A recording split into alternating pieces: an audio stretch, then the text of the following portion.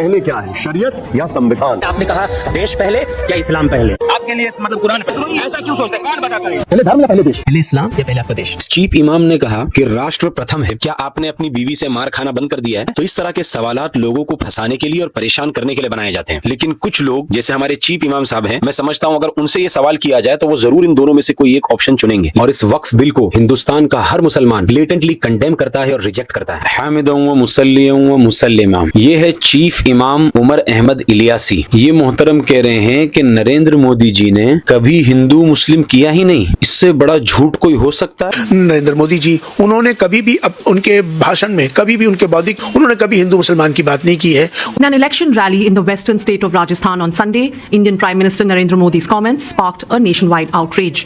और पहले जब उनकी सरकार थी उन्होंने कहा था कि देश की संपत्ति पर पहला अधिकार मुसलमानों का है। इसका मतलब ये संपत्ति इकट्ठी करके किसको बांटेंगे?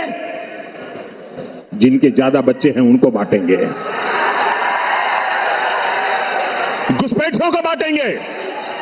इससे आप अंदाजा लगाइए कि ये जो चीफ इमाम है ये कितना बड़ा झूठा है। नरेंद्र मोदी जी और बीजेपी का इस्लामोफोबिया ये तो तवातुर के दर्जे को पहुंच चुका है। इसका इनकार करना ये चढ़ते सूरज का इनकार करना है। खैर छोड़िए, ये मेरा आज का टॉपिक नहीं है। आज का हमारा टॉपिक ये है कि इस्लाम पहले है या देश, शरीयत पहले है या कॉन्स्टिट्यूशन। इस चीफ इमाम ने कहा कि राष्ट्र प्रथम है। लोग हमारे लिए राष्ट्र प्रथम है, इसका हमें ध्यान रखना चाहिए। प्रथम कहते हैं फर्स्ट एंड फॉरमोस्ट को, यानी राष्ट्र और देश सबसे ऊपर है। इसी को उलमा की जबान में इस्तिग़फ़ाफ़ कहा जाता है, जो इंसान को कुफ्र तक पहुंचा देता है। और ये पहली मर्तबा नहीं है, इस तरह की बातें इन्होंने पहले भी कई मर्तबा की है। हमारा जो सबसे बड़ा धर्म है वो इंसान और इंसानियत का है। इसी तरह गोदी मीडिया के एंकर्स ये भी बार बार भोले भाले मुसलमानों को इस तरह के सवाल पूछ पूछ कर परेशान करते हैं कि बताओ देश पहले है या इस्लाम, शरिया पहले है या कॉन्स्टिट्यूशन। और इन जैसे सवालात को सुनकर मुसलमान अपोलोजेटिक मोड में चले जाते हैं। तो ये जो लोग हैं जो इस तरह के इलॉजिकल सवालात करते हैं, मैं कहता हूं उनके पास अकल नाम की चीज ही नहीं है। एक्चुअली इस तरह के जो क्वेश्चंस होते हैं ये लोडेड क्वेश्चंस होते हैं। इनका मकसद आपको सवाल करके आपका जवाब जानना नहीं होता, बल्कि ये सिर्फ आपको परेशान करने के लिए इस तरह के सवालात किए जाते हैं। इसकी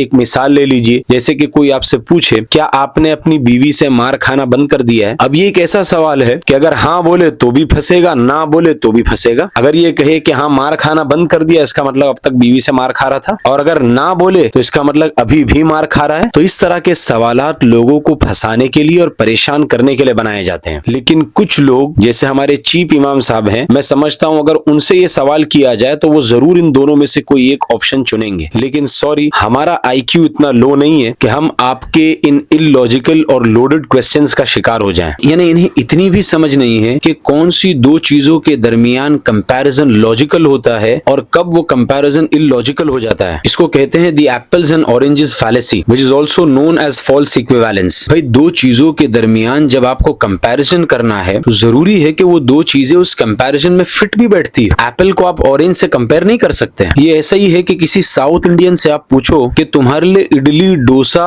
और मेंदू वड़ा पहले है या तुम्हारा पासपोर्ट पहले है, वो साउथ इंडियन लुंगी उठा के दौड़ा के मारेगा। ये कोई कंपैरिजन है? कि आप किसी को पूछो कि आपके लिए पानी पीना इंपॉर्टेंट है या सुप्रीम कोर्ट का ऑर्डर, ये क्या बात हो गई? यानी ये किस लेवल का IQ है आप लोगों का कि आप देश को रिलीजन से कंपेयर कर रहे हो। और चीफ इमाम साहब ने फैसला भी कर दिया कि राष्ट्र प्रथम है। जितने लोग मुसलमानों से ये सवाल करते हैं और जितने गोदी मीडिया के एंकर्स हैं कि देश पहले है या इस्लाम पहले है, मेरे भी उनसे कुछ सवाल हैं। एक बेसिक सवाल तो ये है कि जिस देश की आप बात कर रहे हैं ये प्रेजेंट वाला देश है जो कश्मीर से कन्याकुमारी तक है, या फिर आप अखंड भारत की बात कर रहे हैं जिसमें पाकिस्तान, चाइना, बर्मा ये सब आता है। फिर इस बेसिक सवाल के बाद इन लोगों से मेरे 3 सवाल हैं कि आप ये बताइए कि देश पहले है या सच्चाई पहले है। दूसरा सवाल, देश पहले है या जस्टिस और इंसाफ पहले है। अगर आप ये कहोगे कि ये कैसा बेहुदा सवाल है, हमारा देश जस्टिस और इंसाफ भी करता है, कब मना किया? तो बिल्कुल इसी तरह जो जवाब आपने दिया वही सेम जवाब हमारा भी कि आपका ये सवाल देश पहले है या इस्लाम, ये क्या बेहुदा सवाल है? इस्लाम ने कब मना किया देश से मोहब्बत करने के लिए? तीसरा सवाल, देश पहले है है या बराबरी और इक्वालिटी पहले है? अगर आप ये कहोगे कि ये कैसा बेहुदा सवाल है और हमारे देश में इक्वालिटी और बराबरी भी है, तो बिल्कुल इसी तरह जब ये गोदी मीडिया मुसलमानों से ये सवाल पूछती है कि देश पहले है या इस्लाम पहले है, तो वही जवाब जो आपने दिया वही जवाब हम भी देते हैं कि आपका ये सवाल देश पहले है या इस्लाम, ये क्या बेहुदा सवाल है? इस्लाम ने कब मना किया देश से मोहब्बत करने के लिए? और इस्लाम ने पेट्रियोटिज्म से और वतन से मोहब्बत से कब रोका और वतन से वफादारी करने से कब रोका? और दूसरी बात ये कि इस्लाम का मजहब हमें उस अल्लाह ने दिया है, बल्कि हमें क्या, इस कायनात के हर इंसान के लिए उस अल्लाह ने दिया है जो इस पूरी कायनात और पूरी दुनिया का बनाने वाला है, जो खालिक है, जो गॉड है, जो क्रिएटर है। और जिसने इस पूरी दुनिया को बनाया है वो इस देश का भी क्रिएटर है, यानी देश क्रिएशन है और अल्लाह की जात ये क्रिएटर है, और क्रिएशन कभी भी अपने क्रिएटर से बड़ी नहीं हो सकती। सिंपल लॉजिक है। इसीलिए हम फख्र से कहते हैं कि इस्लाम हमारे लिए सबसे ऊपर है और इस्लाम हमारे लिए सबसे पहले है। एंड दिस डजंट इम्प्लाई कि हम देशभक्त नहीं है, हम पेट्रियोटिक नहीं है। हमारा मजहब हमें पेट्रियोटिज्म से नहीं रोकता। जिस तरह इंडिया यानी हमारा देश हमें जस्टिस